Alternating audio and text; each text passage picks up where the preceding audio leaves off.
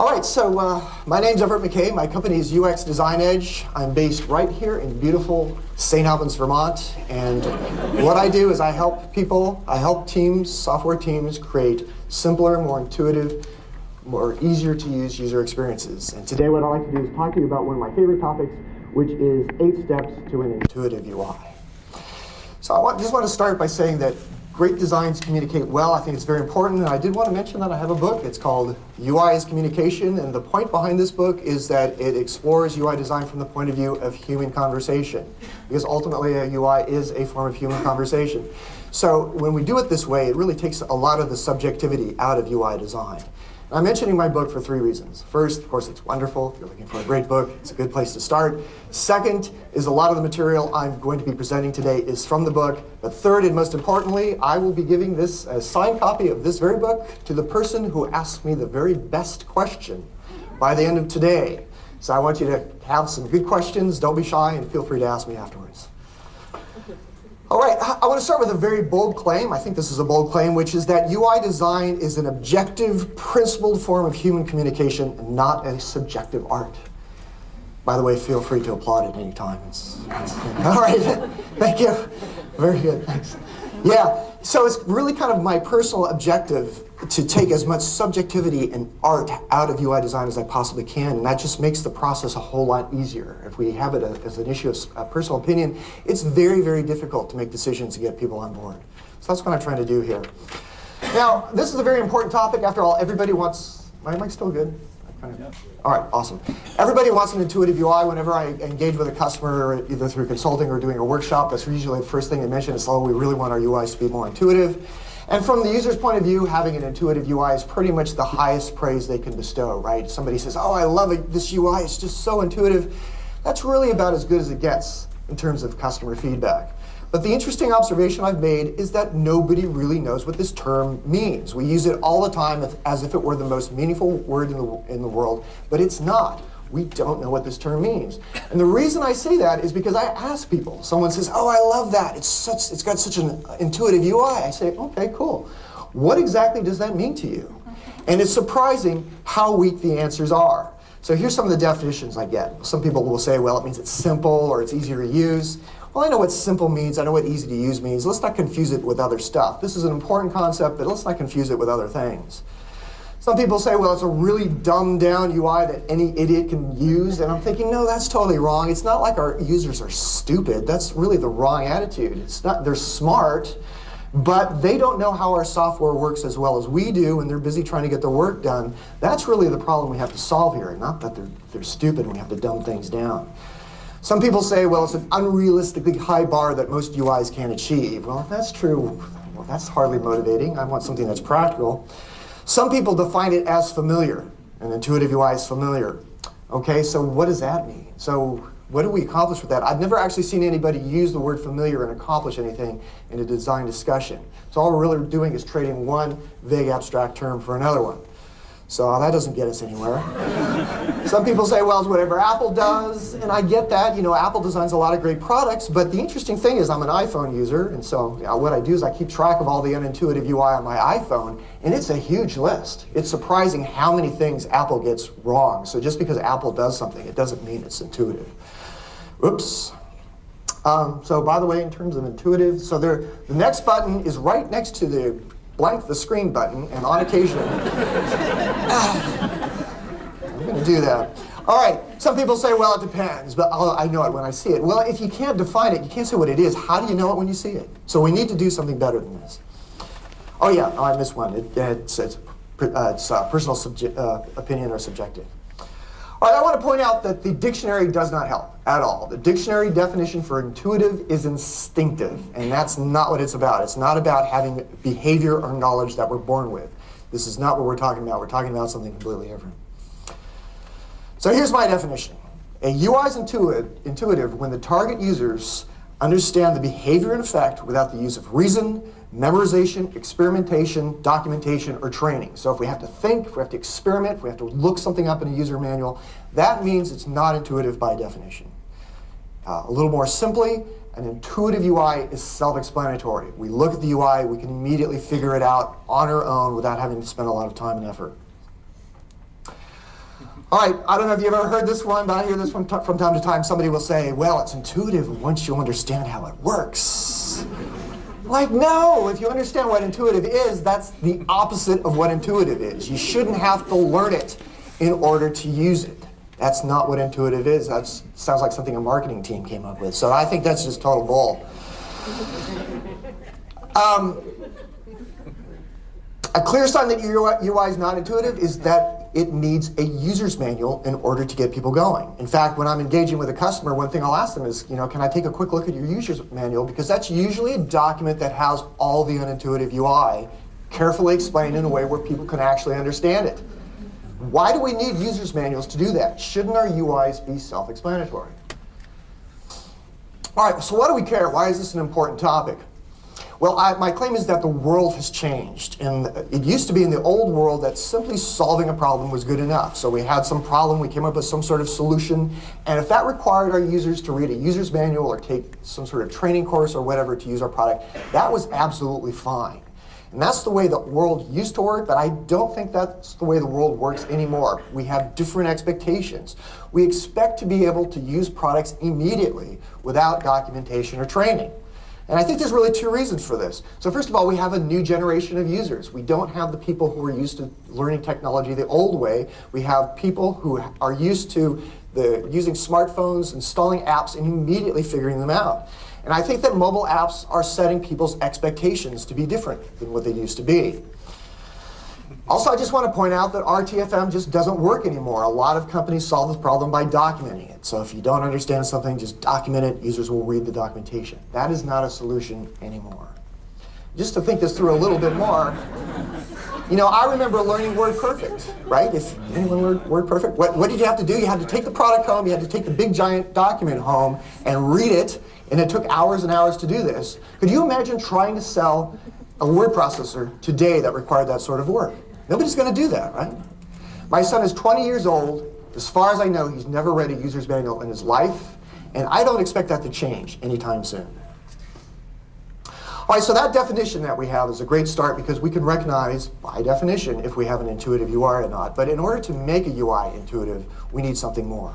And that's what the 8 steps to an intuitive UI are. So these are the 8 steps, and it might seem like a lot of stuff, but let's think about it in terms of the interaction life cycle. What are the steps we go through as users when we're trying to get something done? The very first thing we do is we start with a goal. As a user, I want to, let's say, cancel a reservation for a hotel or something like that. So I start with a goal. The next thing I do is I go to the app and I try to figure out where I can achieve that goal. So I need discoverability. I need to find what I'm looking for when I need it. Once I discover it, I then look at it and look at its visual clues in order to figure out what the interaction is. So if it looks like a push button, I'm going to try to push it. If it looks like a slider, I'm going to try to slide it. If it looks like a knob, I'm going to try to turn it.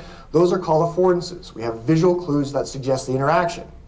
Once I do the interaction, or I understand the interaction, I need to read the label to figure out what the thing does. So we need a comprehensible label so that I can make an informed decision.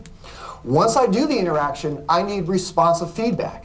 I need to see that the thing has happened. And if I don't see that the thing has happened, I'm going to try it again. I'm going to keep trying until I get that responsive feedback.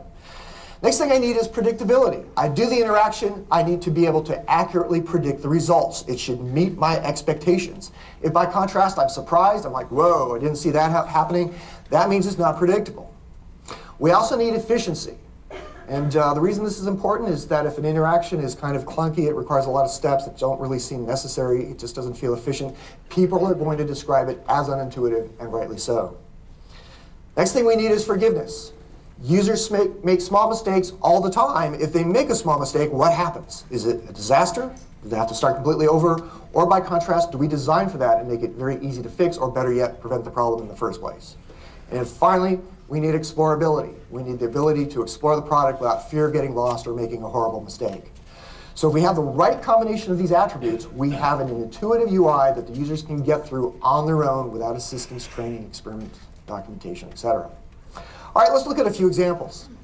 So this is the About This Mac from my Macintosh at home. And the interesting thing about it is if I click the version number, it will show me the serial number. That intuitive. No, okay, why not? Well, we know why, right? So looking at the attributes, it's not discoverable. There's no clue whatsoever that's going to happen. There's absolutely no affordance here. It doesn't even look clickable at all. And then finally, it's not predictable. We don't expect that behavior to happen. So we've got 3 of the attributes missing. All right, how about this? So here are some security options. These really aren't real security options. I made these up. But nevertheless, this looks like security options to most people, right? So is this intuitive? It's not. Why? Well, we've got the discoverability, we've got the affordance, but what we don't have is the comprehensibility. We have no idea what these things do or how to make an informed decision. All right, here's another good example. So I was working with a team that's doing healthcare software, and so the idea is they had to give the, so this was for, by the way, it's for hiring a nurse or a healthcare professional, and the target user was people who didn't know how to do that. They weren't healthcare professionals, they were not HR people. So one step is you have to choose the education level, so that they're going through it and they say, oh, well, of course all you have to do is drop the list down. I don't really know the different levels of nurses, so I made these up. But you drop the list down and you just choose a level, and pretty straightforward, right? Like, whoa, wait a minute. Our target user needs to know how to make this selection, right? It's not to choose any education level, it's to choose the right education level. We need enough information where the target user can make an informed decision. All right, intuitive UIs are consistent. Consistency is a very important part of what we're doing here, and I like to refer to what I call Jacob Nielsen's law of user experience, which is that users spend most of their time using software other than yours. So if your user experience is radically different from what most users are expecting, it's your experience that's going to be unintuitive because people will not be able to find the things and have the right expectations. I do want to point out that interaction consistency is the thing that's really the most important. Visual consistency, people don't expect that to be the same. So, for example, if we're dealing with cars, nobody expects a Ford Fiesta to look like a Ferrari, right? That's not a realistic expectation. But the steering wheel should have the same mapping. The accelerator and brake pedal should have the same mapping, or we're going to have a big problem. So it's the interaction consistency that matters. Any benefits we get out of having this inconsistency is easily outweighed by the lack of familiarity. One of my customers, I visited their place, and I saw their user's manual, and right on the cover of the user's manual, it showed how their mouse mapping was different from standard mouse mapping. And I didn't even have to ask the question, but I asked them, is this a problem for their users? Of course, the answer is yes. Nobody's going to expect the mouse to be different for this one app. So just to work this through very quickly, what does the swipe gesture do in mobile? And let's just explore that. So let's assume I've got a list of things on my, let's say my iPhone. If I were to swipe something in a list of things on my iPhone, what is that going to do? All right, so we swipe to delete, right? So if I have like email, I'm going to swipe to delete my spam or whatever. What about Android? I've got an Android phone. I've got a list of stuff. What does swipe do? The answer is, it depends, right? So like if I have a list of things, I could, let's say a list of notifications, I could swipe to delete those. But what about phone numbers? I swipe a phone number, what's happening? Calling the guy, right? So it's the opposite. So in order to know what these gestures mean in Android, we have to think, we have to experiment, we have to memorize. What is that telling us? It's telling us it's non-intuitive. Right? All right, so here's a remote control for my Panasonic TV at home. Is this intuitive? Well, let me narrow it down for you. What are the things we're most likely going to do? How do you change the channel, do you suppose? One of them, which one? You got to take a stand here. Which button? Well, let's put it this way. Based on your experience with other stuff, which button changes the channel? The one on the other left, the one on the right, right? But not on the Panasonic. Panasonic, it flips it for some reason. And so when I'm at home, even though I know all about this, when I'm at home, I want to change the channel. Guess what I'm doing? I'm changing the volume. Because it doesn't have that consistency. All right. You've probably seen examples like this. I thought this was kind of fun, but notice that they fixed these to make them intuitive, right? By getting rid of all the crap we don't care about, we've improved discoverability, and by having better labeling, we're making things more comprehensible, more predictable. It's more intuitive. All right, one more example here. So here I'm using the mobile theme from WordPress. I love WordPress, but in this case the mobile theme isn't working out for me, so I want to deactivate this plugin. How do you suppose I do that? Well, it'd be configure, right? Of course, I want to configure it. Turns out that's not it. So it's probably not obvious, but what you do is you click Learn More, and a pane pops up below. But what it also does is it magically changes the configure button to deactivate. Surprise! Not intuitive, right? Not predictable, not discoverable. All right, so if you're familiar with Don Norman's book, The Design of Everyday Things, he has a thing about doors, and the thing that he has about doors is that the handles are often very confusing, right? We're trying to open a door, and we pull it, it's like, why does this door open? And we see the little sign that says, push. So what's going on here? Well, door handles have an affordance that communicate how to do the interaction, right? So this is a pull affordance. These bars here are a push affordance that suggests push, right? So Norman says that if a door handle needs a sign, its design is probably faulty. Now, of course, in UI, pretty much everything needs a label, right? So what does this mean for UI? Well, I think what it means is if we have to explain the interaction in the label, the design is probably faulty. But we have to, of course, explain the purpose in the label. That's what labels are for, right? So let's give that a quick go here.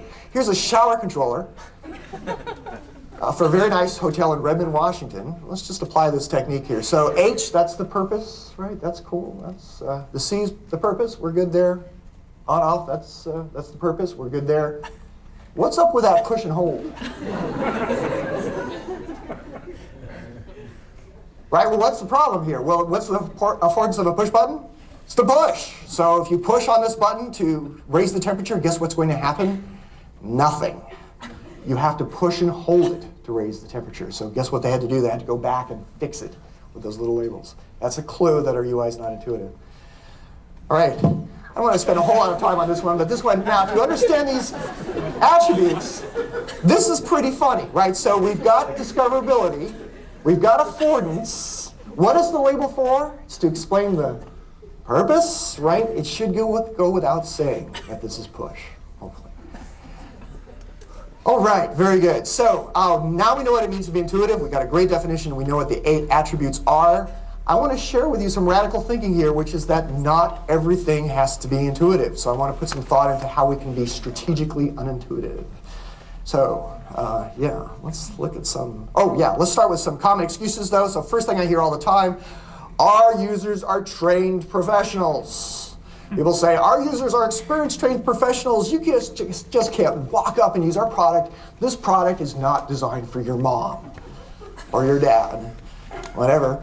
I'm like, okay, but what are we really saying when we say this? Well, aren't we saying that those experienced professionals need to have some sort of training in order to understand our poorly designed UIs, right? I don't think that's right. I think that's totally the wrong perspective. So absolutely, if I'm in an airplane, I want the pilot to be trained, but hopefully that training is focused on actually flying the plane and operating it safely in bad circumstances, as opposed to explaining the unintuitive, confusing avionics, right? That's not the kind of training I hope pilots get. So just because our users are trained professionals, that doesn't give us a free pass here. All right, another excuse I hear is that, well, what's the big deal? I mean, after all, people learn things all the time, right? People learn things all the time. So what if somebody has to learn something in order to use our product? That's not a problem, is it? Well, of course, people learn things all the time, but the question is, do they want to learn and will they learn? And I think this is absolutely fine for advanced, infrequent, or optional operations, but for things that are absolutely essential, I don't think we want the success of our product to be dependent upon people learning stuff. My personal favorite example of this is with the BlackBerry Z10. I don't know if you're familiar with BlackBerry Z10, but the interesting thing about it is it does not have a home button as iOS does. It does not have the back recents or home as Android does. Instead, everything is done with gestures, especially edge swipes. So I was thinking about this, which seemed like a good idea at the time to buy a BlackBerry Z10. That, in retrospect, probably a really bad idea. Anyway, so I go to the Verizon store in St. Albans, and I said, hey, I'm thinking about buying the BlackBerries. Could you give me a quick demo? I'm thinking, I'm here, might as well ask for a demo. So the guy starts giving me a demo, just showing me all the stuff. And at some point he goes, ooh, you know what? I had training on this 2 months ago. I'm not sure what I'm supposed to do now. And I'm pretty sure he wasn't able to figure out how to go back. Anyway, it turned out that I couldn't really buy it at a good price at that particular store. I had to come here in Burlington and buy it. So I'm at the store, I'm thinking, well, I'm here, I might as well ask for a demo. So I said, hey, I'm thinking about buying a BlackBerry Z10. Would you mind giving me a quick demo? So this time the sales lady, she takes it out, she shows me all the stuff very confidently, and at some point, you know what happens? She goes, ooh, you know what? I had training on this device 2 months ago. I'm not sure what I'm supposed to do here. All right, so let's think this through. So we're BlackBerry. We used to be the leader in the cell phone, the smartphone business. We're trying to get back in the game with this news BlackBerry Z10. What makes more sense? That intuitive product that people can pick up and immediately figure out in the store and immediately see the value on their own? Or do we want the confusing, cutting-edge user experience that our own salespeople can't even demo? I'm going to vote for the intuitive, you want. There's one more example. This one's kind of easy, but Microsoft placed a very large bet that people would learn how to find the start menu. If they hit it, they lost that bet. All right, so let's look at some common unintuitive UI. So again, I mentioned the advanced and frequent optional thing. If we don't have to do it all the time, that doesn't have to be fully intuitive. Shortcuts and gestures, the very nature of these things is to be stuff that people have to learn, so that's okay. These are shortcuts for advanced users. There's what I call inevitable discoverability, where it might not be fully intuitive, but we'll figure it out because there's just no other way. And also things like delighters, things that kind of we add to our product to reward experienced users. Those are delighters. And also advanced modes. These might be things that we only want our experts to know. We don't want other people to know them. All right, I want to point out that games and puzzles are a clear, obvious exception to this, right? The interesting thing about a game or a puzzle is that it is unintuitive. That's the joy of a game or puzzle, is to figure stuff out. That does not apply to our software, our normal software, right? So no one comes home from a hard day of work and thinks, oh, I just want to sit back and relax and figure out how Photoshop works. Nobody does that. All right, so just to work this through, let's think about Where's Waldo? What makes Where's Waldo interesting is that Waldo is not discoverable, therefore not intuitive, right? What would an intuitive Where's Waldo look like? Wouldn't it be? Right? That's no fun, right?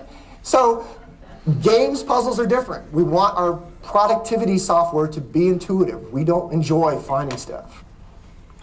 Intuitive UI has a cost. In order to get all those attributes we talked about, discoverability might result in having more clutter or perhaps features that are not appropriate for some users. Kind of the same for affordances. We put affordances on absolutely everything. That might have a lot of clutter. It might make it look very, very heavy. Predictability, that might require more labeling than we really want to have in our UI. Forgiveness, it just might not be practical from the technology point of view. Maybe it's going to harm performance or whatever. So I want to explore what it means to be in a situation where we can't make things fully intuitive. So what I've got here at the top, fully intuitive, it's got all 8 attributes, we're good to go. The bottom is so poorly designed that no amount of training or documentation is going to save it. But what's interesting is the bit in the middle, which is what I'm calling usable, but it's not fully intuitive. And what's interesting about it is there's actually 4 levels here: sensible, learnable, guessable, and trainable. So let's just explore these very quickly. So what I'm calling fully intuitive, let's say on a mobile phone, that might be tap, right? Everybody knows tap, so that's good, that's fully intuitive. What might be a sensible level of UI would be something where you have to do a little bit of thought or experimentation, but it meets your expectations and it works as you expect. So like, let's say swipe to go from one photo to another, that's going to be sensible. We'll immediately figure that out. We'll consider it to be intuitive. Learnable is a little harder to figure out. In fact, probably what we're going to do is see somebody else do it. So that might be pinch or spread. We wouldn't figure out pinch or spread on our own. Once we see somebody else do it, we go, oh yeah, that makes total sense. We get it. Guessable, that's a little harder to figure out, but at some point we'll be able to accurately predict where we can expect things. That might be the pull down to, let's say, refresh, or the pull down to search. And then trainable is the bottom of the barrel. This is the thing we want to avoid. People have to be trained on how to do something. So in terms of gestures, that might be, let's say, the shake to undo. That's kind of trainable. That most people don't know that. You didn't know that, right? All right, so why do we care about this? Well, if we're at the very top, all users are going to get it, and as we work our way down, we're going to lose more and more users, so when we get to the bottom, trained users might remember if we're lucky. Some people ask me about single trial learning. Where does single trial learning fit into this? Well, it actually fits in quite well. That the way I look at it is sensible and learnable. Those require like a single trial, but the difference is sensible, something you're going to immediately figure out on your own. By contrast, learnable, you're going to see somebody else do it and immediately learn it from that. And then guessable and trainable requires a little bit more trial and error in order to learn, but guessable you'll probably figure out on your own, whereas by contrast, trainable, you need help from somebody else. Yes, people do learn things, but our retention rate is remarkably low. And I don't have time to make that claim, but if you just want to figure it out on your own, think about a product that you use and you know well, and make a list of all the things you're absolutely certain about with that product. And my promise is it's going to be a very short list. We actually learn very, very little. What we have to do is relearn things whenever we use a product. So I think this is more like multiple trial forgetting than it is anything else. All right, so some UI can be unintuitive, but let's make sure it's strategic rather than accidental. And very often it is accidental. We just designed it that way by accident because we weren't thinking things through. If we can't make things fully intuitive, sensible and learnable are good alternatives. One question that people ask me, though, is like, well, isn't it really, truly subjective and personal? You know, is this really? It depends on me, doesn't it, right? So I find the 5-finger swipe with a swirl gesture totally intuitive. I think it should be on here. And I'm like, no, I don't think so. The problem that we're trying to solve here is that nobody knows what this term means. And as long as it's subjective and personal, we're not going to get anywhere. So what I want to have is a very simple, easy-to-use vocabulary. And if people on occasion disagree with it, I'm okay with it, as long as we have the right conversations and we make the right decisions. And that's what this does for us. It really gets us where we need to be. All right, just one last thing here is I want to look at intuitive UI in practice. So how do we actually use this? And so here's the process for making design decisions. So first of all, I just want to grade the interaction. And I just use pass-fail for this. So do we have the attributes we need or don't we? If we don't have discoverability or whatever, let's give it a fail. Then the next question is the interaction crucial? And if it's crucial, I want it to be fully intuitive. If, by contrast, it's not that crucial, sensible and learnable are good alternatives if being fully intuitive isn't practical. Then let's figure out a simple fix to the problem, and usually there is a simple fix, and we're done. We don't have to do much else. This is all we have to do. So let's work this through. All right, so let's say, for example, we're on a team designing the next generation of a very popular operating system, and an executive would like to hide the entry point for running all programs, right? Is this a good idea? Let's work this through. And, the executive might say, well, our users get it. They don't need the training wheels anymore. Let's get rid of this stuff. So how do you figure this out? And just for the sake of argument, let's assume this is Windows 8. So the decision to hide the start menu. Is this a good call here? All right, let's work it through.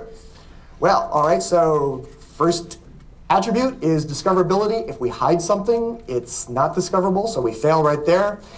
Next question, is this interaction crucial? Absolutely yes, right? Everybody needs to know this. Therefore, it should be fully intuitive. Is there a simple fix to this problem? Yeah. Let's keep it on the taskbar. Very simple, right? Done. And a decision like this takes about a minute to make.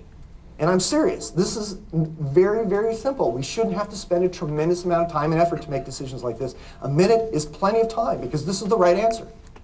Nobody was less surprised than me when they put the start menu back on Windows 8.1. Now you might be thinking, well, wait a minute. Don't we have to do user research and talk to our users and figure this out by talking to users and doing user testing?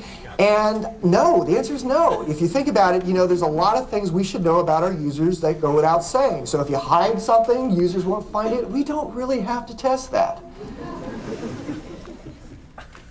All right, one more example. Let's say we're trying to fix a top call generator because it's got an unintuitive UI, and the bug gets resolved by a developer who says won't fix. He describes it as a superficial cosmetic detail.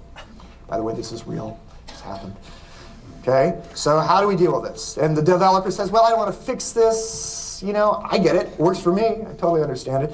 So how do we get our engineering manager or whoever else we need to get on board here?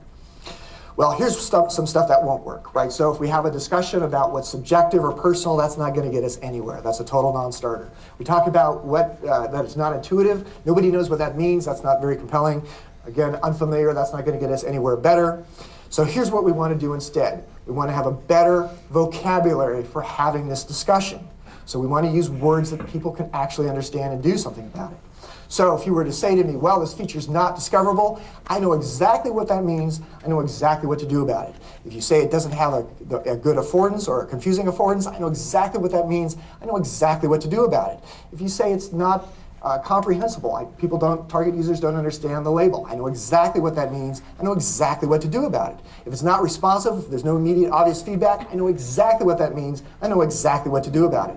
It's not predictable. I have no idea what's going to happen when I click that button. I know exactly what it means. I know exactly what to do about it. Same for efficiency, forgiveness, and explorability. As long as you give me a clear example, I know exactly what that means. I know exactly what to do about it. You can get me on board. You can convince me of it on something other than personal opinion or subjective ideas. All right, let's wrap this up. So, if you remember only 5 things from today, first one, let's not use the term intuitive when we're making design decisions, because quite frankly, nobody understands this. It's a very vague, abstract term. It's just not going to get us where we need to be. So instead, let's use this more specific vocabulary: discoverability, affordance, comprehensibility, etc. People know what these things mean. They're easy to understand. They're easy to fix. It's a whole lot easier to get consensus on these things. And if any of these attributes are missing, don't expect your UI to be intuitive. It's not going to be intuitive. I see people try to get away with it all the time. It's like, oh, people will find it. No, people will not find it. Intuitive UI is self-explanatory. So going back to that definition, if I have to think, if I have to memorize, if I have to experiment, if I need any sort of assistance or training, it's telling us it's not intuitive by definition. And finally, consistency is a very important part of being intuitive. So if our experience is not consistent with what our target users are expecting, it's our UI that's not intuitive. And finally, not everything has to be intuitive. We now have a framework to think around that. All right, very good. So that's all I've got for today. Again, my name's Everett McKay. My company is UX Design Edge. I'm based right here in beautiful St. Albans, Vermont. I help teams create simpler, easier to use, more intuitive software. And if you'd like to make your product simpler, easier to use, or more intuitive, let's talk. Thank you.